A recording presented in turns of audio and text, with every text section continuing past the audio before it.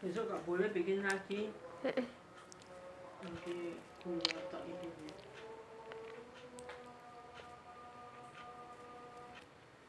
Gak doyan adik.